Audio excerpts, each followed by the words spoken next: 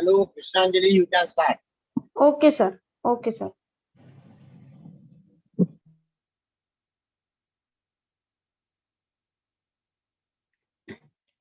So, good morning to one and all.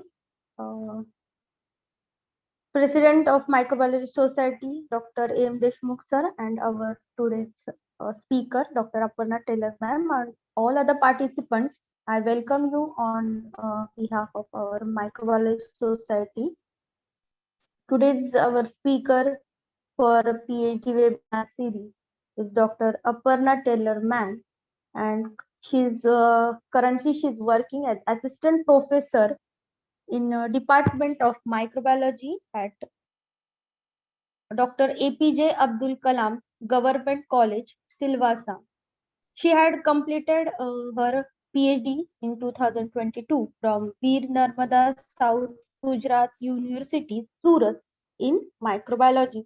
And she had 17 years of experience in teaching and 7 years of experience in research. Also, she had guided 7 MSc students for their dissertation in area of microbiology and biotechnology. She had attended various conferences and workshops and also done paper presentation in many conferences. Also, she had published many research articles in reputed journals. So once again, I welcome you, ma'am. And now I request you to start your presentation.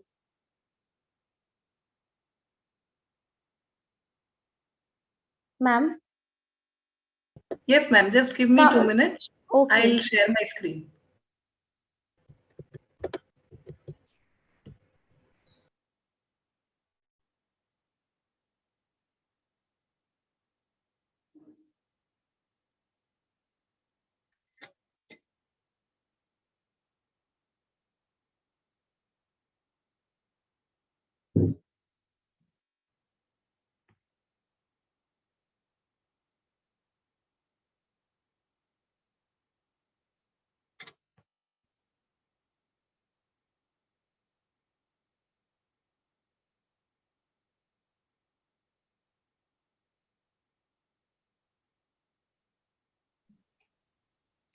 Aparna can share the screen. Hello. Yes, sir. I'm just trying to share my. Okay. Just give me 2 minutes, sir.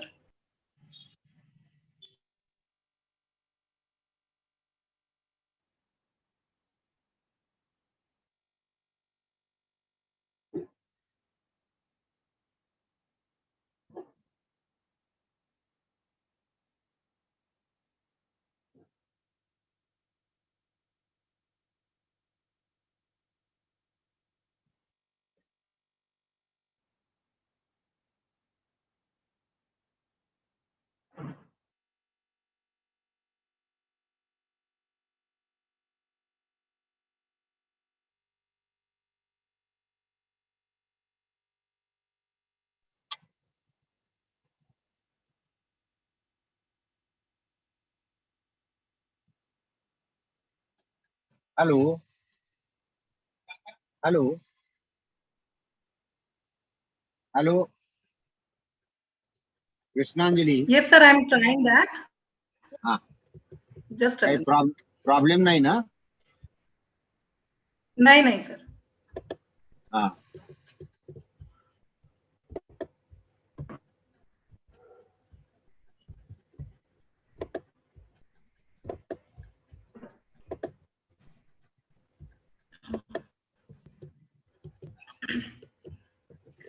Yes, sir. Yes, I it hope is my visible screen now. is visible, ma'am. Yes. Yes. Okay. So shall I start? Yes. Okay. Yes, you start now. Thank you, sir. Thank you, ma'am. Thank you, Microbiology Society of India, for giving me this opportunity. Myself, Aparna Taylor, from Department of Microbiology, Dr. APJ Abdul Kalam Government College, Silvassa. I'll be talking about my PhD dissertation work today, that is on characterization and optimization of thermo-alkaliphilic lipase producing bacteria. Ma'am, I hope my slides are moving. Yes, ma'am. Okay. Thank you. So these are my contents.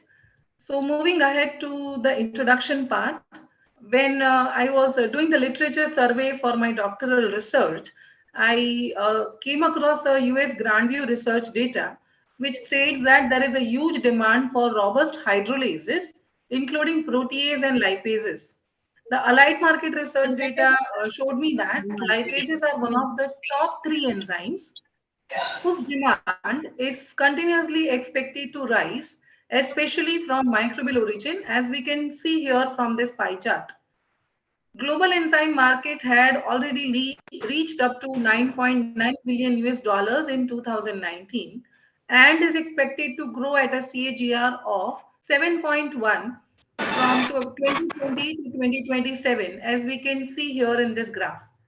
As per the graphical data analysis, major application of lipases are in the field of biofuels, that is in biodiesel synthesis and in detergent formulations. And as these two are the current areas of industrial market, I focused on lipases, which are applicable in detergent and biofuel industries. So as per the report of Chem Analyst also, I saw that Indian biodiesel market had reached 0.17 million tons in 2021 and is forecasted to increase 0.26 million tons by 2030 with a healthy CAGR of 8.6%. And biodiesel synthesis involves a biological catalyst lipases, and hence there is continuous need for novel lipases with unique features. The most fascinating feature of lipases from biotechnological viewpoint is that they are not involved in hydrolysis only, but they also catalyze a variety of reactions which are used in synthesis, such as you can see here from this slide, esterification, interesterification, alcoholysis, and acidolysis. And because of this, I focused my doctoral research work on lipases. The general characteristics of lipases includes that they have a catalytic triad as an active site, which contains aspartic acid and histidine, along with serine, which is a homologous to triad of serine proteases. So far as substrates are concerned, it has oil, it acts on oils, it acts on triglycerides, and it acts on synthetic surfactants, including twins and tritod, etc. The other activities of lipases category of enzymes are phospholipases, lysophospholipase, cholesterol esterase, cutinase, amylase, etc. So there are major 8 families of lipases, as we can see here from this table, and it has been taken from Ramnath et al. 2016, where category 3 or family 3 stands for extracellular lipases and esterases, and families 6 is the smallest esterases known, 7 the largest bacterial esterases having more than 55 kilodalton molecular weight. Fifth is conserved motif of HGGG upstream sequence similarity with non-lipolytic enzymes. So I focused on finding out which lipase family my enzyme belongs to. Then also during literature survey, what I found is that there is a novel need for robust lipases, which can act on higher temperatures and higher pH, because both these conditions are prevalent in biodiesel synthesis also and in detergent applications also. So we looked out for thermo-alkaliphilic bacteria because they can be the prominent source of thermo-alkaliphilic lipases. So the advantages of running bioprocesses at elevated temperature are higher diffusion rates, increased solubility of lipids and other hydrophobic substrates in water, decreased substrate viscosities, increased reactant solubilities, higher temperature and pH stability with faster reaction rates, and obviously reduced risk of microbial contamination. So the desired properties which we were looking out for was activity at higher temperature and pH, stability in organic solvents, as biodiesel synthesis or transesterification reactions requires that the lipase should be organic solvent tolerant because they are carried out mostly in presence of methanol. Compatibility with laundry detergent, because lipases can be an excellent detergent bioadditive, decreasing the environmental pollution problems. And efficient stain removal properties. So we also wanted to check whether it is compatible with laundry detergent or not. Then we also, during literature survey, we also came across various approaches to explore microbial diversity, which can be divided broadly into two categories: traditional approaches and modern approaches. Traditional approaches includes classical and molecular, that is 16S rDNA or FAME analysis. Modern approaches includes whole genome sequencing and metagenome sequencing. Then we also did a literature survey about various genome annotation methods. And these are the various genome annotation methods that are recently used widely. That is NCBI prokaryotic genome annotation pipeline, PGAP, RAST, rapid annotation subsystem technology, and CAG for metabolic pathways annotation. So looking at the above introduction and the literature survey studies, the objectives of our present study were for isolation and screening of potent thermo-alkaliphilic lipolytic bacterial strains, molecular phylogenetic studies of selected isolates by 16S rDNA homology. We also wanted to do whole genome sequencing of the most efficient isolate and its analysis, statistical optimization of media parameters using factorial design, purification and characterization of lipase, including assessment of thermal and alkali stability, detergent stability, and organic solvent stability. So then coming to the materials and methods that we have used. The first step was enrichment, isolation, and screening of lipase producing bacteria. So primary screening was done from various hot spring samples. The majority of samples that I used in my study was taken from hot springs in district Thane near Virar, which are known as Ganeshpuri or Vajreshwari hot springs. Then primary isolation was done on tributary agar. Clear halo around the colonies indicates lipolytic activity. Positive isolates from that tributary agar plates were further confirmed with rhodamine B agar with olive oil, where orange halo was observed, which confirmed the lipolytic activity under UV light. The positive isolates were then subjected to shake flask study for most potential isolates. The isolates were grown in production medium with olive oil, incubated at 55 degrees Celsius on rotary shaker for 24 to 48 hours. We intentionally incubated the flask at 55 degrees Celsius because we wanted to study about thermophilic isolates. Also, the medium of the pH was adjusted to 10 because we wanted to have thermo-alkaliphilic bacterial isolates, which are capable of producing extracellular lipase. The media was harvested by centrifugation to obtain cell-free supernatant, and the supernatant was subjected to evaluating lipase activity by spectrophotometric method. The lipase activity was determined using Winkler-Stuckman method, uh, wherein cell-free supernatant was mixed with the substrate solution containing paranitrophenyl palmitate with Triton X100 and gamma-arabic. The tubes were incubated at 55 degrees Celsius, and the amount of paranitrophenol released at the end of 30 minutes was measured by measuring the absorbance at 410 nanometers. The lipase activity was calculated as 1 unit of lipase is defined as micromoles of paranitrophenol released per minute under standard assay conditions. Based on the result, the most efficient lipolytic isolate, that was GP1, was selected for further studies. Morphological, cultural, as well as biochemical characterization of GP1 was carried out. 16S rDNA sequencing to identify GP1 and its phylogenetic determination was also done. We also carried out whole genome sequencing of GP1 isolate to see which other interesting characters this organism displays. So in whole genome sequencing, DNA isolation was done by Axel gene bacterial DNA isolation kit. The quality check was done on 0.8% agarose to observe a single band. Mechanical shearing was done using Covaris, where continuous step of end repair was done with addition of adenine residues. Paired and library preparation was done using NebNext Ultra DNA library preparation kit. The QC check of library was done using bioanalyzer profile. Cluster generation and sequencing was carried out using Illumina platform. Then the de novo assembly was carried out. Gap filling was done by Gap Closer software.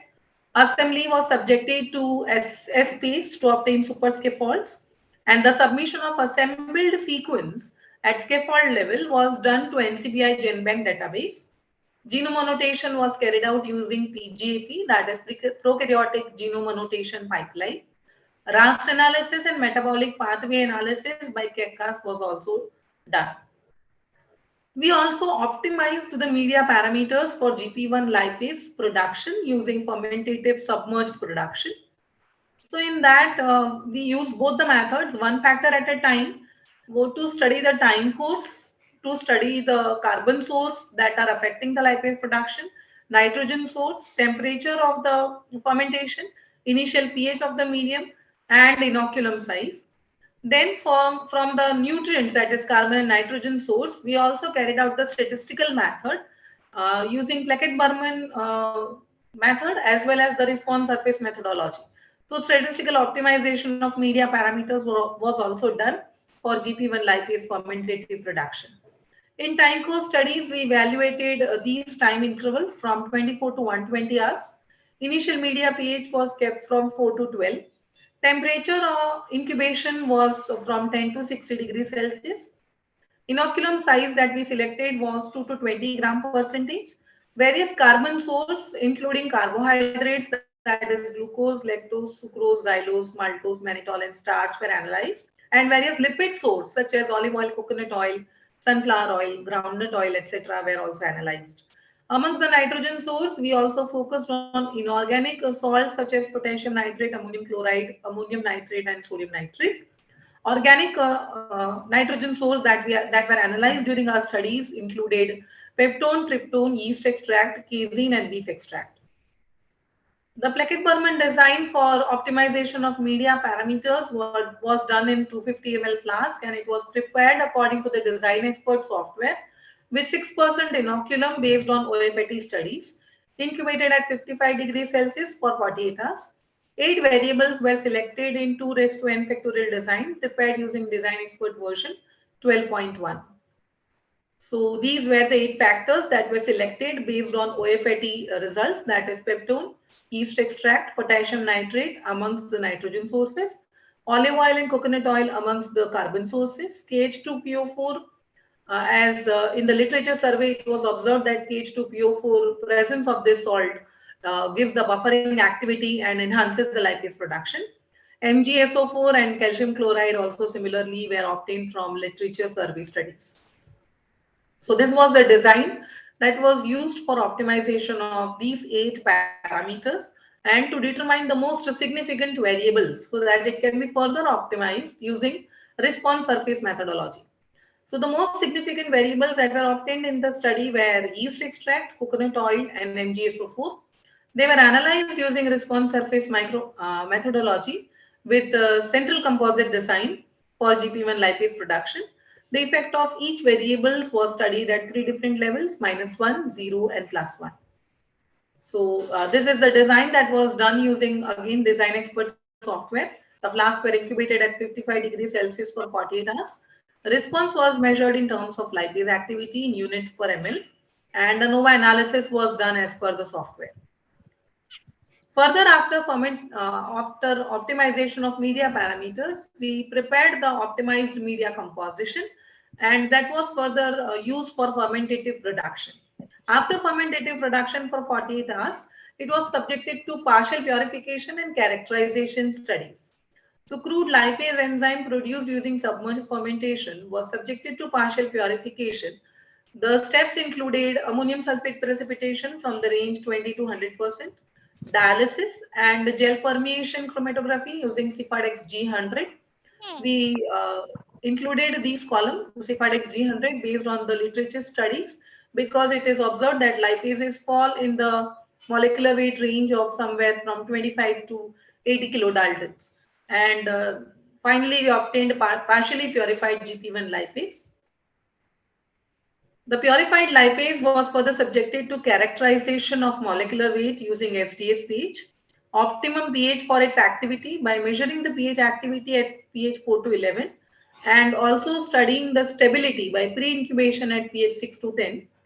Optimum temperature activity was for the activity was also carried out by doing the assay at 10 degrees to 70 degrees. Again, temperature stability was analyzed by pre-incubating the enzyme at 20 degrees to 70 degrees for various time intervals. Effect of different metal ions was also analyzed because it has been observed that many metal ions are serving as potent inhibitors for enzyme activity. Further characterization included analyzing the substrate specificity where different paranitrophenyl esters including acetate, caprylic, laurate and palmitate were used in the present study. Effect of different surfactants was also analyzed on activity of lipase, GP1 lipase. Stability with different detergent formulations and organic solvent tolerance was also analyzed. Then, because we have done the whole genome sequencing and we have submitted the sequence at NCBI database, from the genome annotation studies, we observed that there are 6 to 7 different proteins which are alpha beta hydrolases or lipases or esterases. And hence GP1 lipase based on its molecular weight as evaluated using SDA's page was searched from NCBI database of GP1 assembly. An alpha beta hydrolase with 268 amino acid residues and predicted molecular weight similar to GP1 lipase values. The sequence was retrieved from NCBI and was submitted to Swiss model structure prediction tool. A blast screen was also done on NCBI to learn the alignment details. The kinetic studies of GP1 lipase was also done because if we know the Vmax, Km and Kcat values, we can definitely say whether the enzyme has the industrial standpoint or not. So Kcat, Vmax and Km values were also determined using Lineweaver-Burke plot for GP1 lipase. The partially purified enzyme showed us very good thermal and alkali stability, and hence we then moved ahead to learn the application part of GP1 lipase in transesterification reaction, which was done according to the Vredi et al. Method, where it was incubated with coconut oil, olive oil, and waste cooking oil, and methanol in ratio of 1:1, incubated at 55 degrees Celsius, and TLC was carried out with hexane diethyl ether, acetic acid, and methanol to determine the qualitative composition of lipids, and spot visualization was done by placing the plate in iodine chamber.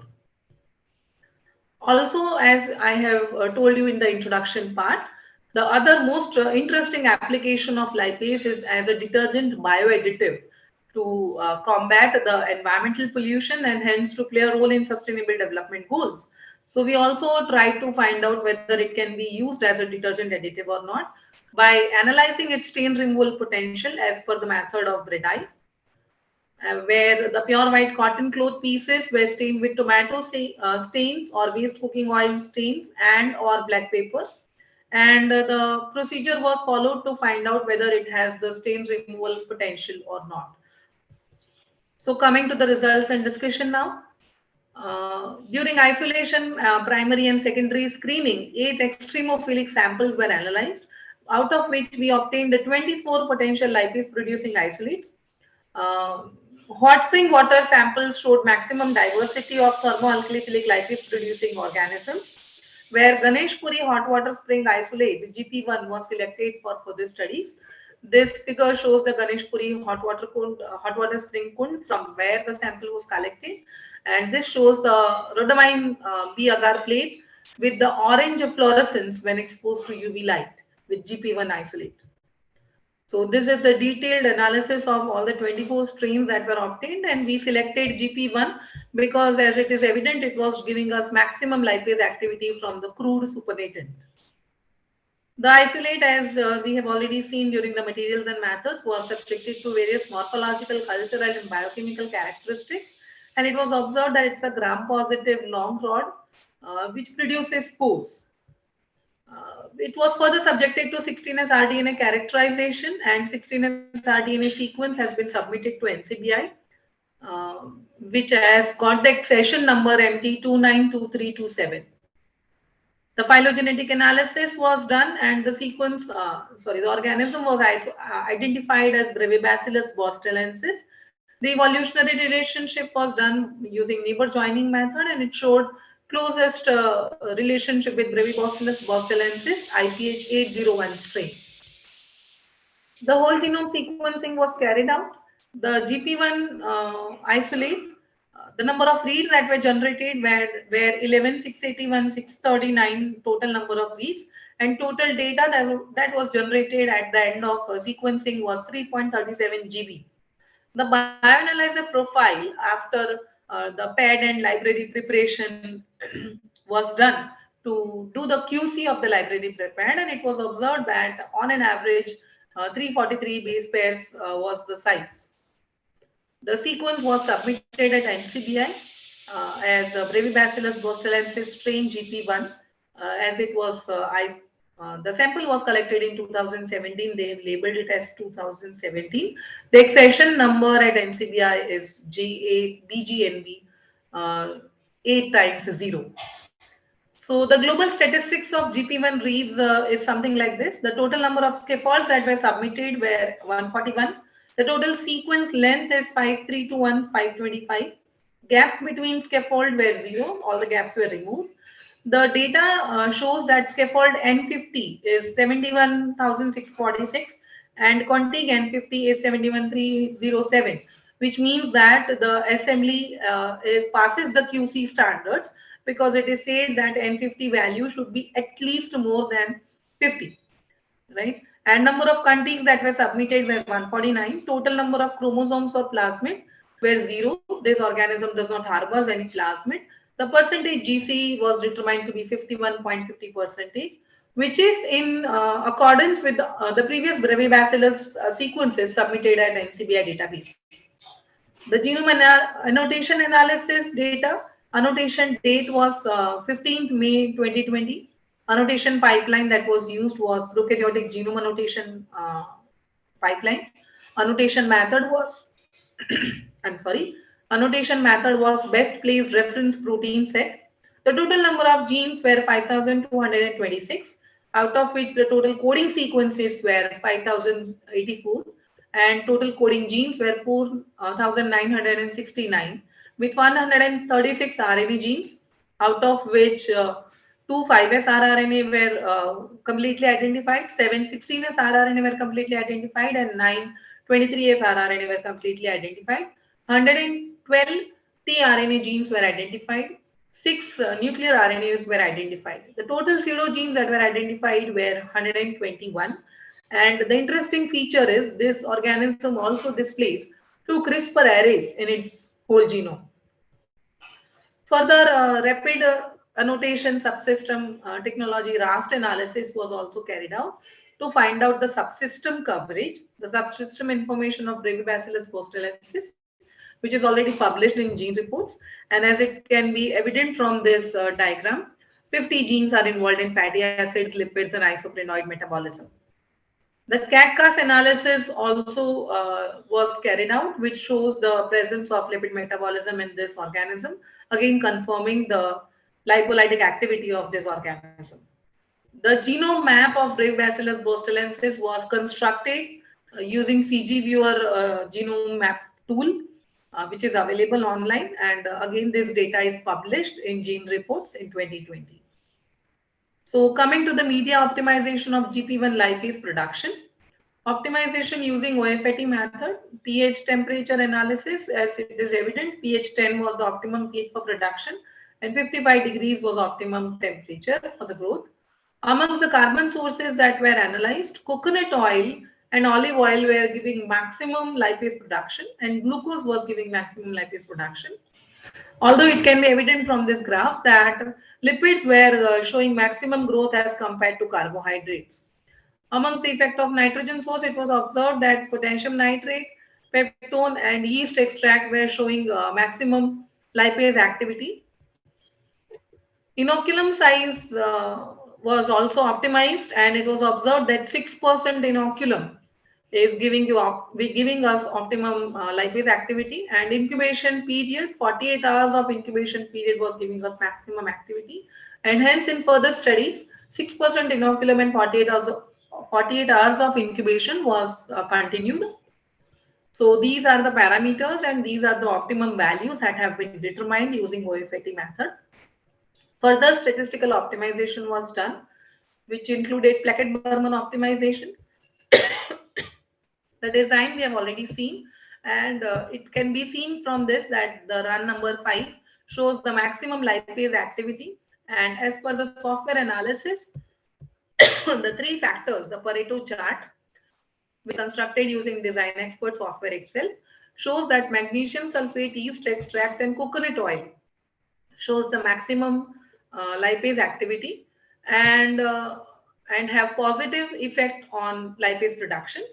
Also, E-values and rank of parameters using manual statistical methods was also carried out, which was in accordance with the values obtained from the Pareto chart, showing again yeast extract, coconut oil and magnesium sulfate to have the maximum effect. So influence of magnesium ions on lipase has been established already previously since 1994. Also, some recent papers are available for the same. Yeast extract as nitrogen gave maximum lipase production, which is also established earlier. Coconut oil proved the best substrate for lipase production, proving its applicability with cheaper substrates. Somehow scarce literature is available for optimization of lipase from this organism. Many other organisms such as Bacillus species and Pseudomonas species optimization studies are available on net. But for Brevibacillus botulinensis, very scarce literature is available for optimization studies. RSM optimization was done using central composite design, and this was the design, and as it is evident from this, run number 20 gave us maximum lipase activity with 321.85 lipase units per ml. The ANOVA analysis was done where model was having p-value less than 0.005 and hence the model was significant. And the lack of fit shows the p-value more than 0.005 and hence it was not significant.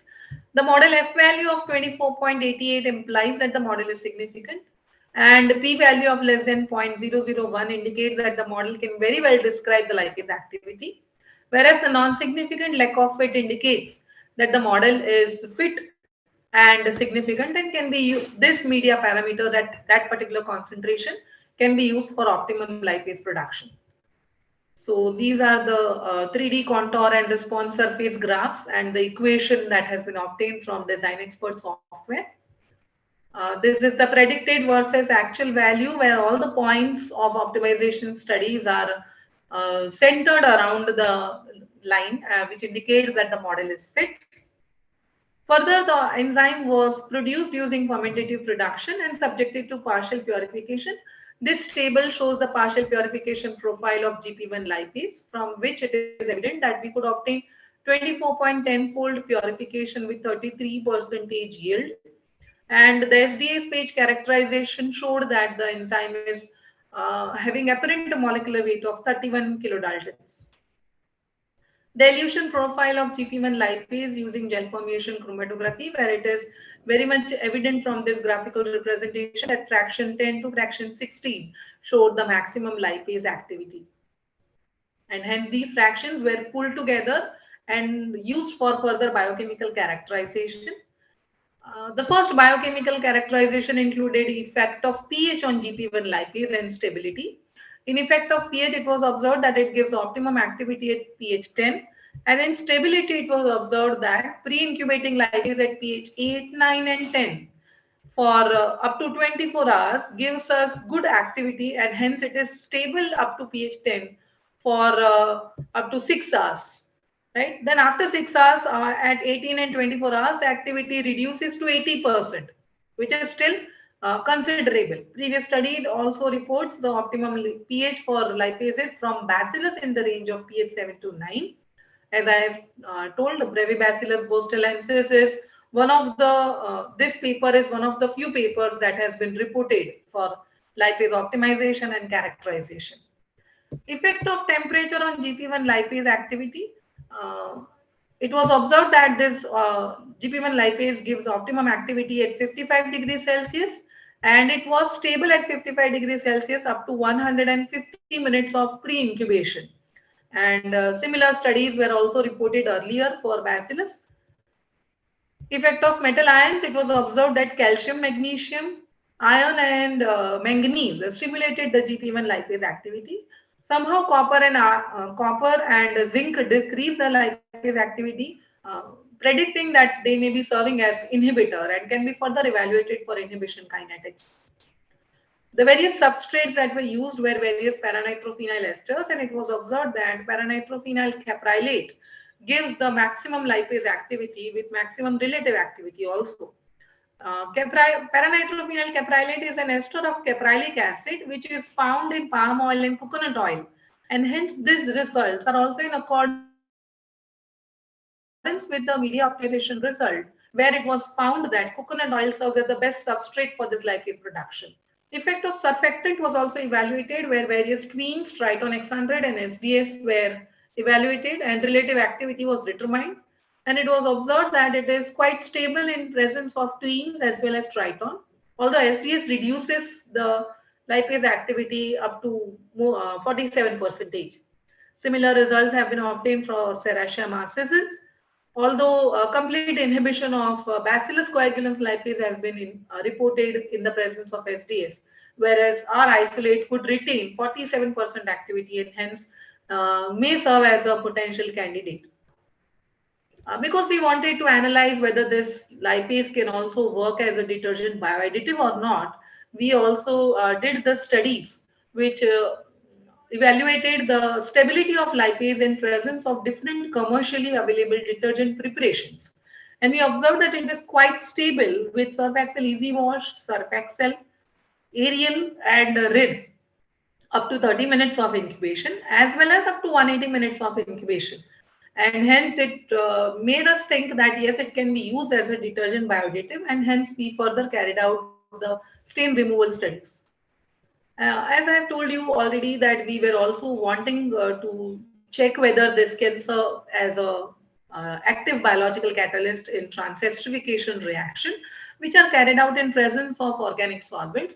So we also wanted the lipase, which is organic solvent, and hence evaluation of GP1 lipase in presence of organic solvent was carried out at 10% and 50%, and relative activity in percentage, in terms of percentage activity was uh, calculated, and it was observed that it is actually quite stable and modulated by the presence of diethyl ether and methanol, out of which methanol is normally used in transesterification reaction, proving its value in biodiesel market.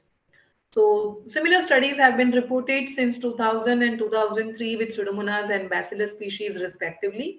Staphylococcus has also been reported to be stable in presence of benzene and toluene, and the activity was stimulated by diethyl ether and was tolerant to ethanol and methanol. The results, which are somewhat similar to the GP1 lipase. The kinetic studies were carried out where effect of substrate concentration on specific activity in units per milligram was calculated, and then the Lineweaver work plot was plotted, and Vmax and Kcat values were determined, where as it is evident from the graph, we are having maximum Kcat values in presence of PNP and almost a similar Kcat value in presence of PNP caprylate.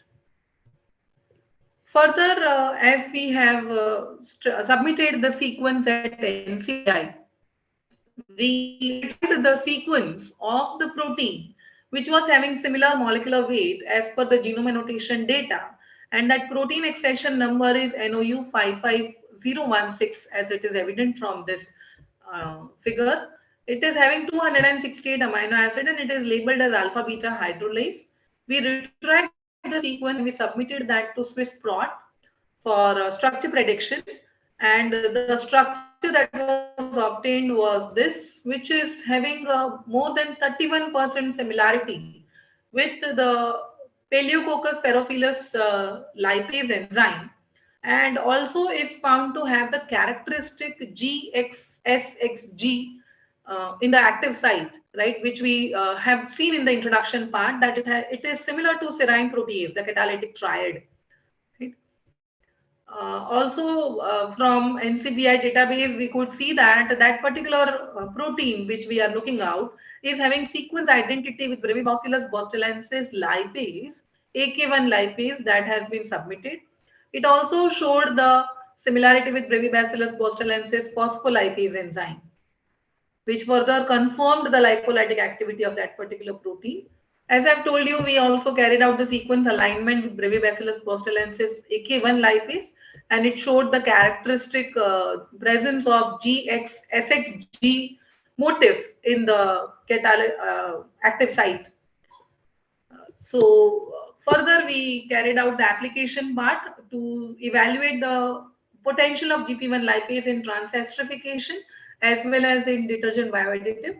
For transesterification, as we have seen during materials and methods, we evaluated for olive oil, coconut oil, and waste cooking oil.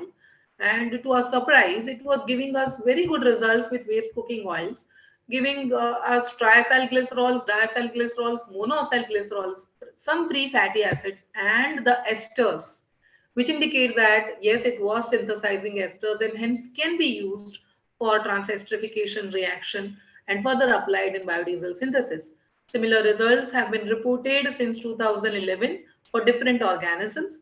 This is the first report for Brevibacillus botulinensis giving us this activity. Application of GP1 lipase as a detergent bioadditive was also carried out, and this the left one shows the commercial Aspergillus niger lipase preparations results, and the right diagram shows the results of GP1 lipase, where we can see the initial stains that were evident have been almost completely removed by the detergent, and the detergent activity was also not affected by the presence of GP1 lipase. That's also evident from these diagrams. So heavy duty detergent formulations are known to use different types of lipases to improve clearing and inhibit scaling. Also, it is quite obvious that these preparations are not toxic and do not cause any side effects in comparison with other chemical additives, and hence our choice of interest. Previous study reported a successful removal of oily stains from cotton fabrics along with detergent formulations since 2011 and even previously to that. So to summarize my work, GP1 was found to be potent lipase producer. Molecular identification was carried out and the sequence is submitted. Whole genome sequencing yielded 531, 525 base pair long sequence. Genome showed 51.5 GC content, 4,969 protein coding genes, and 136 RNA genes. Rust analysis and circular genomic map construction was done using various softwares. Optimum pH for production was 10. Temperature was 55 degrees Celsius, 6% inoculum size, and 48 hours incubation period. Statistical optimization showed yeast extract, coconut oil, and MgSO4 as a significant parameters. Fermentative production was carried out, followed by partial purification, giving 24.10-fold purification. Apparent molecular mass was 31 kilodaltons, with Km and Vmax values of 1.544 millimoles and 31.5 micromoles per milligram per minute, and specificity constant of 281 with paranitrophenyl caprylate substrate. It was also found to have optimum activity at 55 degrees Celsius and pH 10, which proves it a potential candidate for various activities. GP1 lipase also displayed high organic solvent tolerance, especially with methanol and ethanol, proving its beneficial nature for application in transesterification reactions during biodiesel production. It also displayed high stability and compatibility with laundry detergents, which is necessary for its application as a detergent additive, along with thermostability and alkaliphilic properties. Structure prediction was done, and the model was predicted as per the homology with crystal structure of Paleococcus spirophilus lipase protein structure number 6QE2.1a. The BLAST P was also done, showed 100% identity with Brevibacillus botulinensis AK1 lipase, and the sequence alignment was also reported. The transesterification reaction demonstrated the presence of methyl esters. Evaluation of GP1 lipase exhibited promising results in removal of tomato stains and waste cooking oil stains, establishing its applicability as a bioadditive for detergent addition formulations, resulting in less environmental pollution. So significance of this work is we could partially purify an enzyme which is thermoactive, thermostable at 70 degrees Celsius for up to 180 minutes and works best at pH 10. It can be used for cheaper carbon source such as coconut oil for large scale production. It also displayed organic solvent tolerance, focusing on applicability in biodiesel production, and compatibility with laundry detergents makes it suitable as a detergent bioadditive. Further significance, whole genome sequencing and its bioinformatic analysis was a significant steps, as when I submitted the sequence at NCBI GenBank database, we found that only 8 assemblies were submitted when I submitted that in 2020. Last year, in 2022, ninth sequence for Brevibacillus botulinensis has been submitted at NCBI, which means that further exploration of these sequence can give more insights into applicability of GP1 strain, because this strain is already reported for polyethylene degradation, amylase and protease production. So not only the lipase that we were working with, even the strain that we could isolate is having a potential for industrial applicability. Obviously, there are some lacuna with the study. We could have utilized waste cooking oils due to lack of time. We could not actually analyze the waste cooking oils or agro-industrial waste for lipase production. Comparative analysis of titrimetric and spectrophotometric method for lipase assay should have been done, because lipase activity can also be determined using titrimetric method with 0.1 normal NaOH as a titrant. Comparative analysis with commercially available lipase for transesterification would also have been carried out. If we would have been carried out FAME analysis for transesterification product, then that would have assured us the presence of esters. The future prospects include cloning and overexpression of the gene for that protein NOU 55016.1, which is lipase protein, use of economic substrates for lipase production, and more detailed analysis of whole genome sequencing data to identify other proteins of biotechnological interest. These are the publications that I did during my doctoral research. These are a few presentations that we have made. I am thankful to Microbiology Society of India for this golden opportunity. I'm thankful to my mentor, Dr. Rekha Gadgi, Department of Biotechnology, VNSGU Surat. I'm thankful to the VNSGU Surat Department of Biosciences as well as Biotechnology for giving me opportunity to do my doctoral work.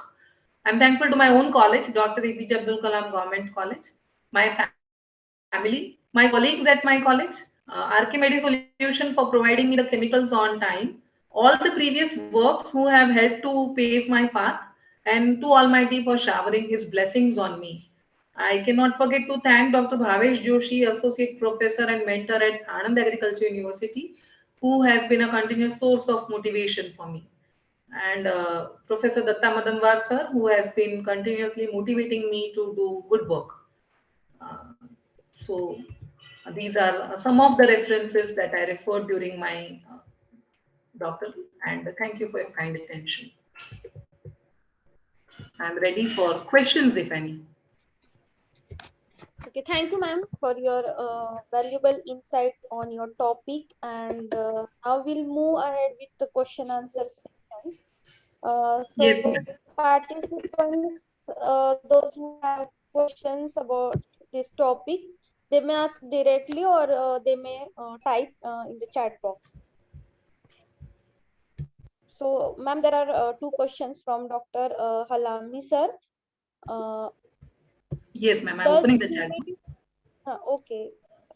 Should I repeat that question or you will read it, ma'am?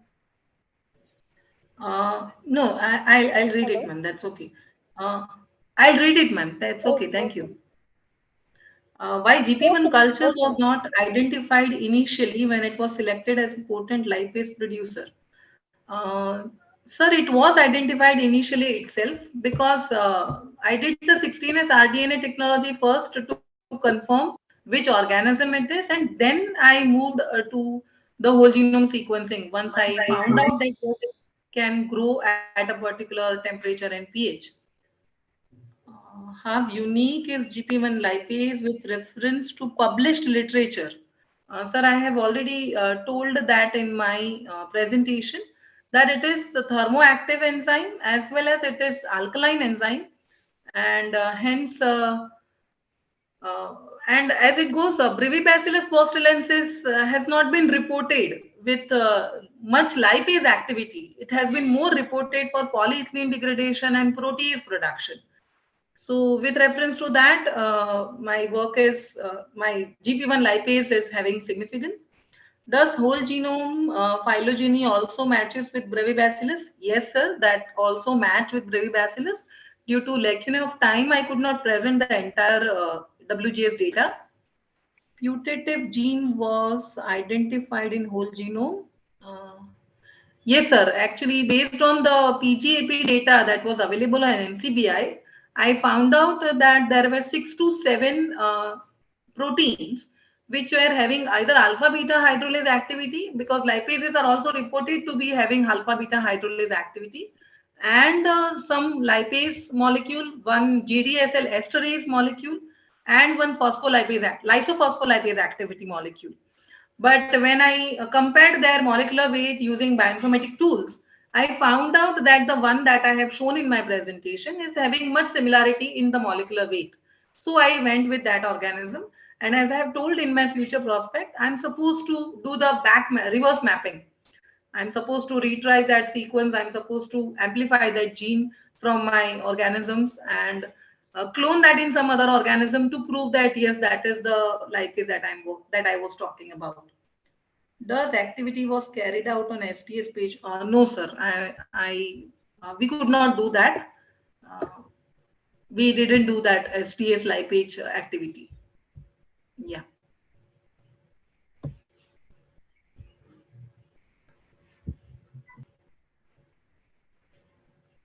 Yes, ma'am. Any other questions? No, no, ma'am. There are no questions. Participants, if you have questions, you may ask.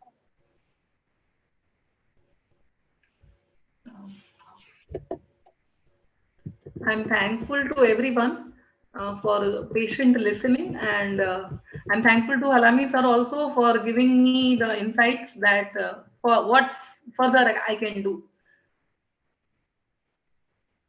Yeah, thank you.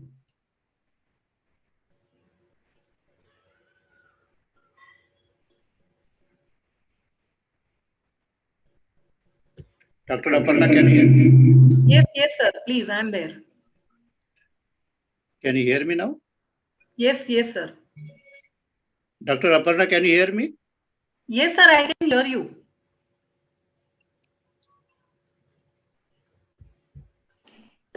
Yeah, it was indeed a very good work. Congratulations, first of all. Yeah, and taking forward this work is very much required, especially in the culture which you have, because you told that it has producing several other useful enzymes, right?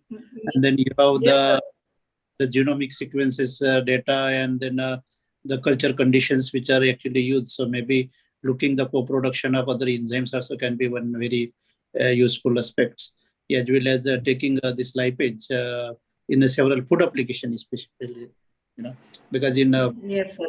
food industry, lipase has a lot of application. So maybe you can actually explore for that further. That's what I just wanted to comment. Yes, sir. Thank you so much. And we are actually analyzing all the 4,969 proteins for what other enzymes that organism is produced. And I have also started qualitative estimation of which other enzymes, the screening procedures for protease and amylase from this same organism, same isolate. Exactly. You can deposit this culture in the culture collection center so that you can maintain the culture of the Yes, sir. Actually, we are in that process right now. Not it goes in any mutational changes. So that is another. Sir. Yeah. Thank you, sir. Thank you so much.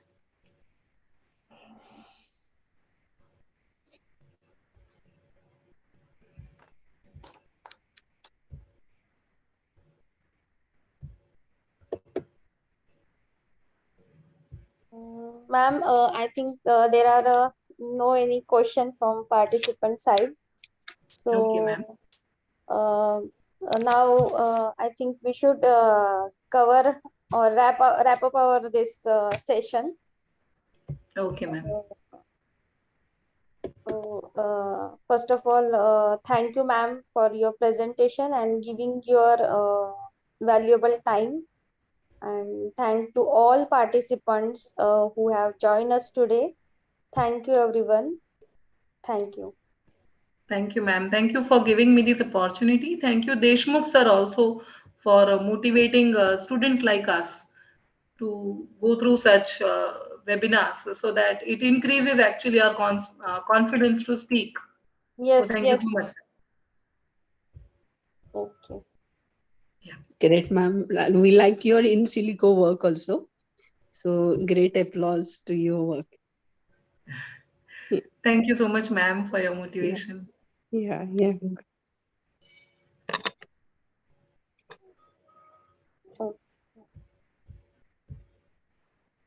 So, should we close our meeting now? Yes, ma'am. Yes, from my side. Anyone from participant interested to say anything? I think, Ma'am's mail ID. Will you share up on the ma'am? ma'am, please share your email ID. Yes, ma'am. I'm writing down that in the chat box. Okay, ma'am. Yeah.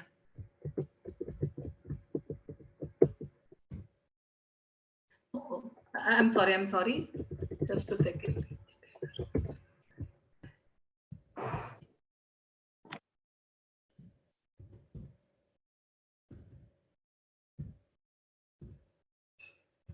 Ma'am, the second one is right. ajtaylor109@gmail.com. Okay, ma'am. Yeah. So participant, please note down the second email ID given by ma'am. Yeah, thank you, ma'am. Got it. Yeah. Okay. My pleasure, ma'am. Okay, thank you everyone. Now it's time to leave. Okay, you may left out from this meeting, everyone. Yeah. Thank Okay. you, ma'am. Thank you so much. Thanks to all the participants also. Okay, thank you, ma'am. Yeah. Bye, ma'am. Take care. Okay, bye, ma'am.